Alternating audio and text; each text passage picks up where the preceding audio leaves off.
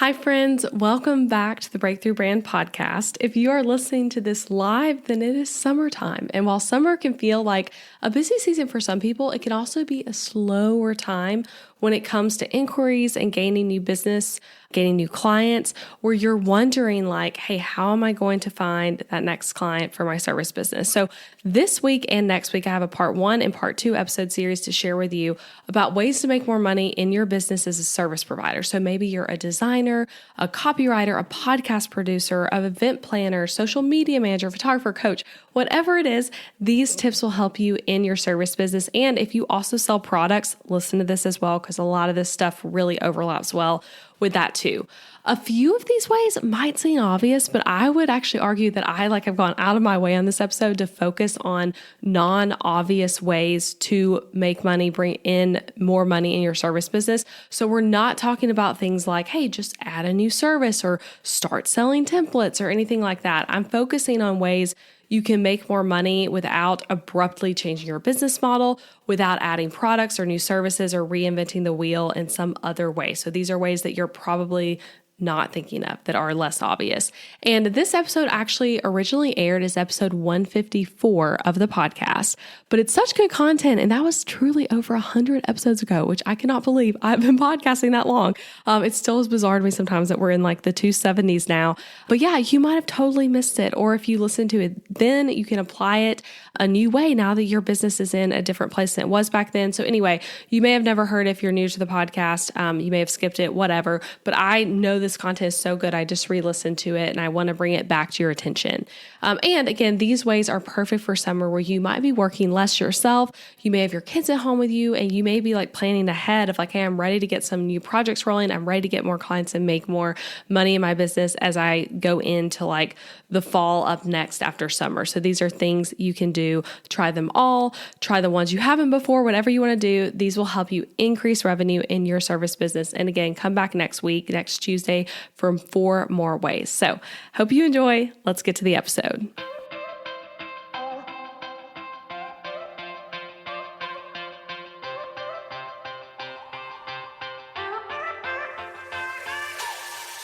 Hey guys, I'm Elizabeth McCravey, an online educator for entrepreneurs, website designer, wife, boy mom, and your host for the Breakthrough Brand Podcast, the show that's all about pulling back the curtain on how to actually build a successful business. I don't skim the surface around here. If you want to dive deep into the nitty-gritty details of what it takes to run a sustainable business that fits your unique lifestyle while standing out in a crowd, then you are in the right place. I created a multiple 6-figure a year business in my early 20s, and now in my 30s, I'm still running that successful multiple 6-figure a year business on just part-time hours now as a working mom. I'm here to share everything I've learned and everything I'm still learning because I believe that the keys to building a thriving business should never be a secret. Here you'll find episodes that are actionable, direct, and fun, like friends chatting business over coffee, and a fresh, honest take on the reality of being an entrepreneur. If you're ready to master online marketing, website design, personal branding, mindset, time management as a busy parent, scalable and passive income, and business strategy, then this is the podcast for you. It's time to build your breakthrough brand. Let's do this. All right, way number 1 to make more money in your service business, reach back out to cold leads that had potential. So maybe you had a discovery call with someone, but then they said they couldn't book because they weren't ready yet. Maybe a potential customer sent you the most excited email ever about working together, or maybe the contact form fill out, whatever it is. They're so excited, but then they never responded when you wrote back and you got ghosted. Maybe a potential client said no for now, but you guys chat a lot over Instagram and you know they still don't have a new website or they still haven't hired a brand photographer or whatever it is. Maybe now like your services have changed a little bit since you last talked to that person and like, you know, they wanted this one particular thing that you didn't really do, but now you do it. There's a lot of different reasons here, but basically just because a lead went cold once doesn't mean they are a cold lead forever officially. You know, we talk about leads as like warm, hot, cold. When I say cold, I really mean the person who like ghosted you typically, or who said literally no to working with you for whatever reason. So in my business, I've always had the habit of reaching back out to cold leads, both for service work as a designer and then also for my template shop. And I don't reach back out to every single lead. Definitely not. Sometimes it's clear that it isn't going to work out, that they aren't interested, that they already booked someone else, that they don't like your prices, whatever it is. And in those cases, you should let it go. I'm not telling you here to like bombard someone with emails, just following up until they hopefully book you. But sometimes there is a potential client that doesn't book. And when you look at the situation, you're like, hey, that felt really promising. They seemed really interested, but now I'm not hearing from them. Or they said not right now, but things might have changed. And maybe they just need to hear from you again and they'll be ready. So for example, I've had it happen to me where a client was so excited when they filled out my contact form and I get this message and I'm like, oh, these people are so ready. But then they ghost me when I write back. And then I follow up a few months later and turns out they had something big happen in their personal life that sidetracked them. And then they stopped wanting to redo their website and they just needed that extra reminder from me. People have things come up all the time. Like maybe they were really excited in December to start with your new service, to get copywriting, to get brand photos, to get a new website, to get their bookkeeping cleaned up. And then all of a sudden they got distracted by everything else going on in their business and they forget. Or maybe y'all had a great discovery call, but they got cold feet because they didn't have the money. And a few months later, they look at their bank account and they actually do. So just reach back out, make it personal. Every lead is going to be different with what needs to be said. So this is not like a templated thing. It needs to be very personalized. But you would be absolutely shocked by how many people will book after you do this. And we'll talk about this more in part 2, but like one of the easiest ways to get more clients is to first of all, go back to past clients, but then also to look at the pool of potential clients right there in front of you with those people who have already raised their hand and said, I'm interested. That group of people is so much easier to book with than someone who has no familiarity with you and your brand at all yet. So going back to that pool of people is a great place to start. And as I was thinking about this too, I'm now someone who hires other service providers for things like copywriting or SEO or Facebook ad management and things like that. And I have been the person who kind of ghosts someone. Again, not because I was like, I don't like them, but maybe I forget or I get distracted by something else, or I was like, oh, I'm going to do this project now, but then you have more things come up. So those service providers reaching back out and saying like, hey, we emailed about this a while ago and you were interested and I wanted to just check back in. Is this still something you want to do? So that goes a long way in booking someone. All right, way number 2 for us to make more money in our service business. Network to get referrals from both other people who do what you do and then also industry peers. So let me explain all this. Networking and friendships in your industry and outside of your industry is one of the most overlooked ways to book more clients, in my opinion. I rarely see people talking about this enough and teaching how to do this well. And I think too, when we hear the word networking, we often are thinking of like old school exchanging business cards at some sort of corporate meeting that's like local in your town, this like, business bureau type thing. I don't know. We think about like that, like suits and all of that sort of thing. But in reality, networking today, especially for my business and most of you listening, can actually just happen every day from your house through the internet and does not involve business cards or any kind of corporate event. And effective networking can lead you to book more clients and make more friends. It's such a win on so many levels. And I love networking so much and I love talking about it so much that I have a whole module on this in Book.Designer, again, because I think it's important and it's overlooked. So I teach how to do it well in Book.Designer. And that module has 8 lessons, 8 video lessons, just walking through how to do networking well. So if you want to deep dive into this, join Book.Designer, go straight to module 3. You will love it. I even teach things like how to pitch yourself for podcasts, how to be a better guest on podcasts, which one of the Book.Designer students just shared last week as like her Friday win that she got. She's going to be a guest on one of her favorite podcasts and used the pitching guide I share in the course. So there's things like that, how to network in Facebook groups and in-person events on Instagram, so much goodness there. So to sum this one up though, I've got some examples for you for different types of service businesses. So if you're a designer, it could be making friends and networking with people who need to refer designers. For example, like a copywriter or a brand photographer, you could become their go-to referral. Their copywriting clients, they get hired for copywriting, they need a website too, so they refer you. Someone got brand photos done, and the next step is a website to put them on, so they refer you. The business that just started, they go and get SEO work done on their new website, but then they never got a logo, so they refer you. So that's like outside of the designer community, but then it's the same thing within the designer community. So having other designers who are maybe too booked up who want to refer you, or maybe they used to do one-on-one work, so they still get inquiries about it, but they don't do it anymore. Maybe they are a Squarespace designer and they get an inquiry about WordPress, and that's what they do, so they refer you. So there's so many ways to get clients this way. And to give you some other industry examples, it's similar but reverse some. So maybe you're a brand photographer, and so for you, you're going to befriend and network with other brand photographers and other types of photographers who maybe they're a wedding photographer, but they get questions about branding and they don't do it, so they want to refer you. Maybe you're networking with website designers who are telling their clients, go get brand photos done. As a website designer, that is something we are telling our clients all the time. So you could be their go-to referral for that.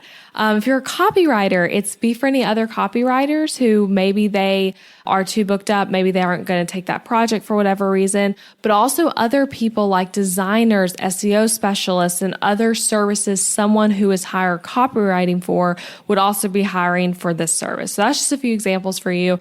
But don't miss this one. Referrals really can be a huge way to transform your business, and it is seriously fun. It's just a different kind of friendship when you are even like an online friend, but in-person friend, whatever, but friends with people who are doing similar things as you. It's really fun. It's fun for networking. And I also like thinking about like ways this plays out in our Book.Designer Facebook community, which I love. It's such a fun spot to ask questions and have great conversations about what's going on in your business. But I try to keep it a place where referrals are always happening, which I absolutely love. So for me, I get questions all the time and have potential clients to refer out to people, and I post those in there. And then we also regularly have posts from other people in the course who they can't take a client for whatever reason, or like that example I was using before, maybe their thing is Kajabi design and they're getting an inquiry about WordPress and they want to send that person to someone. They're referring it out. Or we have students who are like, hey, I'm at my max capacity for how many clients I want to be working with right now, so I'm going to refer this out. So it's really awesome. It's an awesome community with a lot of referrals happening. But this is just one not to miss, not to overlook. Again, it can be easy to kind of think, oh, networking, like that's not really a way to like make more revenue, make more money in my business, but it seriously is, I promise. All right, number 3, and this one might seem a little bit odd, but let me explain. So respond faster and with a more personable approach always to messages. So on Instagram, on email, on like discovery calls, whatever it is, responding faster and with a more personal approach. So systems can help with this, but the thing we're talking about here really is don't let messages hit your inbox and sit there for days with the person wondering if or when they'll ever hear back from you. And then also, don't let your email to them feel so stale and boring and not show your personality a little bit. So we live in the age of Amazon and a time when we can order something online and it's at our doorstep just hours later.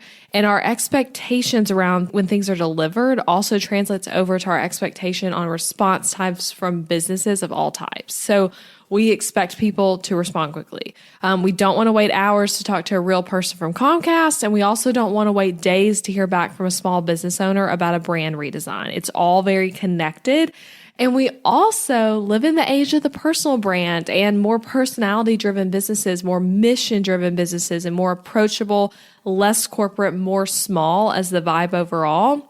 And you guys, bigger businesses get this, and they are often trying to make themselves feel more fun, more approachable, and honestly smaller. Not smaller financially, but smaller from an approachable standpoint. You can see this across industries and smart. Like these businesses know what they're doing by making themselves feel smaller, making access easier, all of that kind of thing.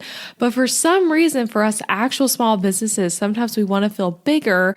And we want to take the personable approach out of this because of that. And it's not cool. It's not necessary. Let them know there's a real person behind the email. Let them know you care and reply quickly. You can laugh in emails. You can show enthusiasm. You can show personality, and you can try to make connections on a person-to-person level. Like the fact that you are a small business owner working one-on-one with clients is an advantage in so many ways. So use it to your advantage. People crave this, and oftentimes in business, the person who can make the personal connection is the one who wins. So write back quickly when you're able to. Be personable, set up autoresponders so that people get a response even when you're not going to be able to reply ASAP. I have multiple podcast episodes where I talk about that kind of stuff that you can go reference. But it's so important to have that so that someone fills out your contact form on a Friday night. And, you might be like, I have great work-life balance and I'm not going to respond until Monday, but it'd be great for them to get an autoresponder from you. That really helps with this. And then show your personality over emailing, over discovery calls, and all the communication you do with potential clients. It really will help you make more money in your business. All right. And the last one for this episode, remember, there are 4 more that are going to be in the next episode. So go to that. But number 4, invest in coaching and training from someone who has already done it. This is kind of the concept of spend money to make money, right? And for me, I'm pretty conservative when it comes to my business spending. Like I'm very thoughtful about what I invest in. I have been from the beginning of my business. That's how I keep great profit margins. But I will say, when I think back of like, what are some of the best investments I've made in my business outside of like some softwares that's kind of like you got to have that to keep things running, education from people who have gone before me have been some of the best investments I've made. And no, not every single investment has been a win, but the ones that have been wins have been major wins where it's like I made back the money I spent and then a ton more. So worth it from just what I'm learning in this content. So what I mean with this too is there's no reason to figure it all out alone if you don't have to, because like I was saying before, we live in the age of Amazon. We also live in the age of online education. We are in the age of online courses and people out there who are saying, hey, I did this and I learned how, and let me teach you how I did it as well. And there are plenty of courses out there that aren't all they're cracked up to be. I'm sure, like myself, you've probably taken some of those and maybe been disappointed, but there are plenty out there that are more than what's advertised and that like really are pouring out like exactly what you need to run your business on whatever topic it is and can save you a lot of time and energy. Same thing for coaches and coaching groups and events and all of those kind of things. So my tip for you here, consider courses, consider coaches, consider events, consider investing in yourself and in your business as a way to bring in more money. And I hope if you're a longtime podcast listener or even a short-term one, but like if you're someone who feels like you've benefited a lot from this show, I hope that you can also feel like you trust my courses and other things like my website templates. So I want to say too with this, like with Book.Designer, y'all, I've created what I wish I had when I started my business. We've got a dynamite course that will save you time as you grow your business and give you a framework for what to do. And then we've got coaching to support you with questions that come up along the way and a community of other designers to bounce ideas off of who really get it and get what you're going through and are in it right now too. So if you're a designer, whether you're a brand designer, website designer, stationery designer, calligraphy, or some other sort of design, come join us in Book.Designer. The doors are open right now. And I want to read, because I've actually been like looking through a lot of these testimonials lately, a few just fast things that 3 different students have said about the course. And then I'm going to like continue closing out this tip. But here are 3 things. First, this is from Mara. She said, Book.Designer has truly been the best course I've ever joined for my business. There's truly no other course like this for designers out there, and I've taken a lot of them. Elizabeth gives you a full behind the scenes look at her business and makes it super easy to streamline your own business without having to figure out everything on your own. That feels like the true definition of what I'm saying about how like investing in yourself through courses and other people who've gone before you really helps. Okay, and then this one's from Nora. She said, honestly, enrolling in this course has been the best decision I've made all year. I really wish this would have been around when I was starting out. I would have ate, slept, and breathed it all in for the never-ending juicy info you give to help run a business. I love that. And for those of you who are brand new, you're going to love this course. And for some of you who are more advanced, you're also going to get so much of it out of it as well. Okay, last one I want to read. This is from Heather. She said, Booked Out Designer is the most comprehensive course out there about building a successful design business. Elizabeth leaves no secret unshared, providing specific stories and examples and actionable takeaways with each lesson. You not only get full access to the in-depth course content, but also a super collaborative community of other designers who act as an amazing support system for you as you begin to implement changes in your business. This course is worth every penny. Okay, so those are just a few. There's more in the Booked Out Designer page with all the info, but come join us. The doors are open right now. And so that's it for today. Those are the tips. And like I said, Thursday, I'm sharing 4 more for how to make more money in your service business. And then if Booked Out Designer is something that interests you, or if you just want a little more information about it, go to the page for it. I'll link to it in the show notes. And yeah, come back Thursday for part 2 of this episode. All right, I'll talk to y'all then. Hey, thanks for listening to the podcast today and for staying until the end. I appreciate you being here. And if you enjoyed this episode, then I want to invite you to check out my online course and coaching program for designers, Booked Out Designer. In this program, I teach you how to build a successful in-demand booked out business as a designer. You'll learn everything from the exact experience I take my clients through to things like figuring out your niche, mastering discovery calls, pricing your services for profit, creating contracts that will not cause you legal troubles, and my exact social media strategies to book clients. You even get to watch recordings of me in actual meetings with my actual clients so you can really learn through what you're seeing. We take things you're learning on this podcast and so many topics I never even cover on this show and deep dive into them. So in addition to the amazing course, the course is 9 modules of teaching with over 90 lessons. You get group coaching calls with me and access to an exclusive Facebook community of designers just like you. And fun fact, this isn't one of those kind of Facebook groups where the founder never comments on posts or you never see them in there. You'll find me in there all the time, ready to help you out with any business question you have. So to get info on the course and to see when the doors will be opening again, head to elizabethmccravey.com/BOD, short for Booked Out Designer. I hope to be able to coach you and teach you inside of the course soon. And don't forget that you can subscribe to this podcast on Apple Podcasts or wherever you're listening so that you never miss an episode. And a great way to support the show is to leave a rating and review, share it with a friend, share it on social media. All of that will help get the word out. All right, I'll see you again next week.